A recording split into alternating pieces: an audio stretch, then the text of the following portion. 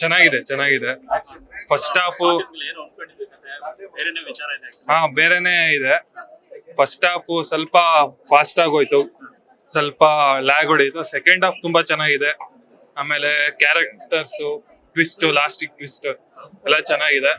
ಎಲ್ಲದಕ್ಕಿಂತ ಯಶ್ ಇಂದ ಪರ್ಫಾರ್ಮೆನ್ಸ್ ಚೆನ್ನಾಗಿದೆ. ಸಿನಿಮಾ ಮಾತ್ರ ತುಂಬಾ ಸಖತ್ತಾಗೈತೆ. ಒಂದ್ ಒಳ್ಳೆ ಎಕ್ಸ್ಪೆರಿಮೆಂಟ್ ಈ ಸಿನಿಮಾದಲ್ಲಿ ಮಾತ್ರ. ನನ್ಗೆ ಸ್ಟಾರ್ಟಿಂಗ್ ಏನಪ್ಪಾ ಅನ್ಸಿದ್ರೆ 4 ವರ್ಷ 4 ತಿಂಗಳು ತಗೊಂಡವ್ರೆ. ಏನ್ ಮಾಡಿರ್ಬೋದು ನಮ್ಮ ಅಣ್ಣ ಅನ್ಕೊಂಡ್ ಬಂದೆ. ಸಿನಿಮಾ ಬಂದನಂತೂ ಒಳ್ಳೆ ಟ್ವಿಸ್ಟ್ ಮೇಲೆ ಟ್ವಿಸ್ಟ್. ಏನ್ ಗುರು ಲಾಸ್ಟ್ ಒಬ್ರು ಹೇಳಿರಲ್ಲ, ಪುಷ್ಪ ಫಿಲಮ್ ಯಾರೋ ಡೈರೆಕ್ಟರ್ ಒಬ್ರು 10 kgf ಗೆ 1 ಪುಷ್ಪ ಅಂತ. ಇವತ್ ಬಂದ್ ನೋಡಕ್ ಕೇಳ್ರಿ, ಒಂದು ಟಾಸ್ಕ್ ಗೆ 1000 ಪುಷ್ಪ ಬಂದ್ರು ಆಗಲ್ಲ. ಆ ರೇಂಜ್ ಕೊಟ್ಟವ್ರು. ಏನ್ ಗುರು ಎಷ್ಟು ಹೇಳಿದ್ರು ಎಲ್ಲ ಕನ್ನಡ ಕಾಲ ಎತ್ತಿ ಕಥೆ ತೋರ್ಸ್ಕೊಂಡು ನೋಡ್ಬೇಕಂತ. ಇವತ್ತು ಅದನ್ನ ಪ್ರೂವ್ ಮಾಡ್ಬಿಟ್ರು. ಸಕ್ಕತ್ ವಿಷಯ ಆಯ್ತು. ಇನ್ನೊಂದು ವಿಚಾರ ಹೇಳಿದ್ರೆ ಏನೋ ದುರಂತ ಬಂದ್ಬಿಡುತ್ತೆ ಅಂತ ಮುಂದಕ್ಕೆ ಹಾಕೋರು ಅಂತ. ದುರಂದ್ರೆ ಬರ್ಲಿ, ಅವ್ರ ಅಪ್ಪ ಮಹೇಂದ್ರ ಬಂದಿರೋದು ರಾಯ. ಎಲ್ಲಾ ಇಂಡಸ್ಟ್ರಿಗೆ ಇಟ್ಬಿಟ್ಟಾನೆ ಭಯ. ಏನ್ ಗುರು ಆಕ್ಟಿಂಗ್. ಲಾಸ್ಟ್ ಅಲ್ಲಿ ಮಾತ್ರ ಕ್ಲೈಮ್ಯಾಕ್ಸ್ ಅಲ್ಲಿ ಆ ಫಾಗ್ ಬರೋದು ಎಲ್ಲ ಸೂಪರ್ ಆಗೈತೆ. ಒಂದ್ ಹೇಳೋದು ಏನಪ್ಪಾ ಅಂತಂದ್ರೆ ಲಾಸ್ಟ್ ಒಂದು ಡೈರೆಕ್ಟ್ ಆಗೈತೆ. ರೂಟ್ ಮ್ಯಾಪ್ ಹಾಕೊಟ್ಟವನಿಗೆ ರೂಟ್ ತೋರ್ಸಕ್ ಬಂದ್ರೆ ರೂಟ್ ಇದೆ ಎಗ್ರೋಯ್ತಿಯಾ ಅಂತ. ತುಂಬಾ ಜನ ಸಕ್ಕಲ ತೋರ್ಸಿದ್ರು. ಒಳ್ಳೆ ಟ್ವಿಸ್ಟ್. ಎಲ್ಲಾ ಕನ್ನಡ ಬಂದ್ ಥಿಯೇಟರ್ ಬಂದ್ ಸಿನಿಮಾ ನೋಡ್ರಿ. ಈ ಸಿನಿಮಾದಲ್ಲಿ ಹೇಳಬಾರ ಹಳ್ಳಿ ಕನ್ನಡ ಹೇಳೋರು ಸ್ವಲ್ಪ ಜನ. ಅಂತದೇನು ಅನ್ಸ್ತಿಲ್ಲಪ್ಪ ನಮ್ಗೆ. ನಾವು ನಮ್ಮ ಅಪ್ಪ ಅಮ್ಮ ಕರ್ಕೊಂಡ್ ಬಂದು ನೆಕ್ಸ್ಟ್ ಈಗ ಐಮ್ಯಾಕ್ಸ್ ಹೋಗಿ 4D ನೋಡ್ಬೇಕು ಏನು ಎಕ್ಸ್ಪ್ಲೋರ್ ಹೆಂಗಿರುತ್ತೆ ಅಂತ. ಒಳ್ಳೆ ಸಿನಿಮಾ. ಎಲ್ಲಾ ಬಂದ್ ಥಿಯೇಟರ್ ಕನ್ನಡ ಇರೋ ಸಿನಿಮಾ ನೋಡಿ ಸೂಪರ್ ಆಗೈತೆ. ಅಂದ್ರೆ ತುಂಬಾ ವಿಭಿನ್ನವಾಗಿದೆ.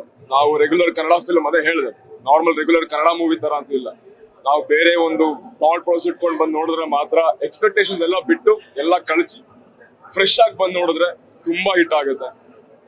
It's worth it sir. And Yash ಅವ್ರ ಆಕ್ಟಿಂಗ್ ಇದುವರೆಗೂ ಈ ತರ ನೋಡಿಲ್ಲ. ಇನ್ ಮುಂದೆ ನೋಡ್ತೀವಲ್ಲ ಕೂಡ ಗೊತ್ತಿಲ್ಲ, ಅಷ್ಟು ಚೆನ್ನಾಗಿದೆ. ಡ್ಯುಯಲ್ ರೋಲ್ ಏನ್ ಮಾಡಿದ್ದಾರೆ, ಬ್ಯೂಟಿಫುಲ್. ಅಂಡ್ ಇಷ್ಟು ವರ್ಷ ಕಾದಿದ್ದಕ್ಕೆ it's worth time. Amazing, beautiful. Sir movie ಅಂತೂ ಸೂಪರ್ ಇದೆ. ಒಂದು ಹಾಲಿವುಡ್ ರೇಂಜಿಗೆ ಮೂವಿ ಐತೆ. ಮೂವಿ ಸೂಪರ್ ಇದೆ, ಚೆನ್ನಾಗಿದೆ. ಎಲ್ಲರೂ ಥಿಯೇಟರ್ ಬಂದು ನೋಡ್ಬೇಕಂತ ಹೇಳಿ ವಿನಂತಿ. ಚೆನ್ನಾಗಿದೆ ಸರ್ ಮೂವಿ.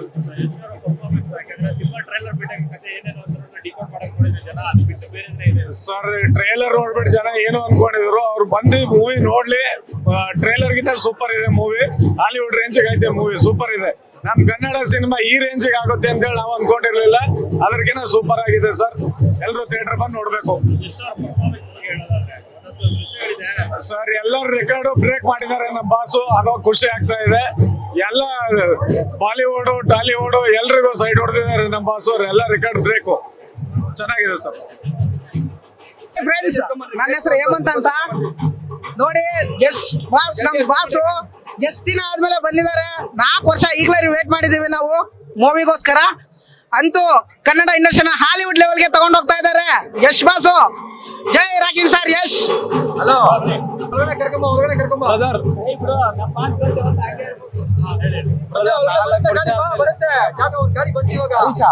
ನಾಲ್ಕು ವರ್ಷ ಆದ್ಮೇಲೆ ಬಾಸ್ ಎಂಟ್ರಿ ಕೊಟ್ಟವ್ರೆ. ಸ್ಕ್ರೀನ್ ಮೇಲೆ ಧ್ವಂಸ ಮಾಡ್ಬಿಟ್ಟವ್ರೆ ಬ್ರೋ.